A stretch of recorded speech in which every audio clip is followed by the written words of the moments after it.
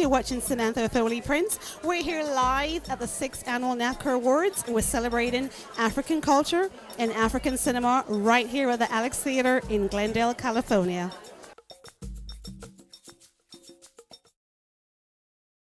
Hey, it's great to see you. You look absolutely very debonair. Yeah. It's the third time. Yeah, last year I was given an award. Glenn Torrent presented it to me. The year before he got the award, I presented it to him. And this year our friend Reggie Dorsey is getting one, so we're going to present it to him, both Glenn and I. And each year has changed venues, of course, because we were... This is really hooked up, and feels like the Oscars, like it's supposed to. This is a wonderful old theater. I used to live in this area, so I saw this theater step back up and get refurbished. It's pretty gorgeous.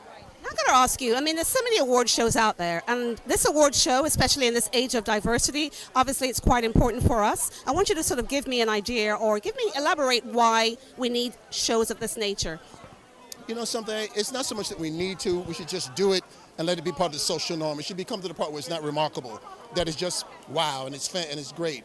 It's inspiring, it's fun, people get a chance to dress up, you get to see people that you admire and respect. I certainly, and as long as I've been in show business, which is almost 50 years, a lot of the actors and the different performers, I really admire getting to see them.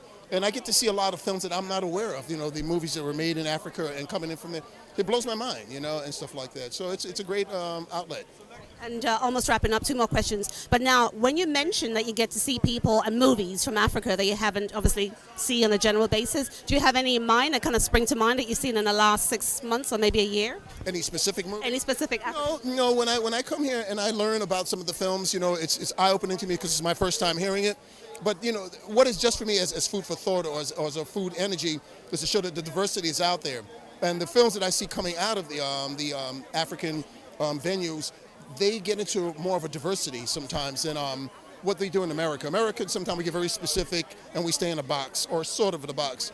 They'll do a film about, you know, the guy who was, you know, selling videos on the street, met a girl and fell in love, and that'll be a story.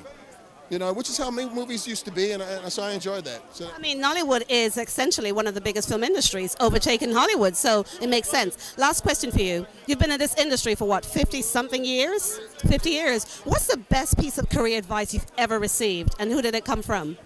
You know, I don't know if it's advice. When I was a kid, I grew up in New York City. I didn't know who these people were when I was a kid. I used to see all these different actors around, and then later on I learned there was Dick Anthony Williams, Tony King, Morgan Freeman. This is my neighborhood. I couldn't believe it. Claudia McNeil. And they always took to me like a little brother, and they would just kind of school me. What I've gotten out of those ideas is that you should stay honest. You know, you be honest to yourself. We know our limitations. We know when we're full of it. We know when we're trying to thrust forward. And it's work. It's rewarding, but it is work. So take it straight and take it honest. And that applies to anything that anybody's trying to achieve to. Just be yourself. You know, do the boring little laborious parts, just like the little screws that hold up a shelf. Those are the parts you have to pay attention to most. But keep going forward. You know, we're the best thrust we have for ourselves is ourselves. Like Muhammad Ali used to say it. I've learned to believe in myself. Learning to trust myself is the greatest love of all. It's not narcissistic to say that. It's a strength, and we all have it. You got to feed that to the babies.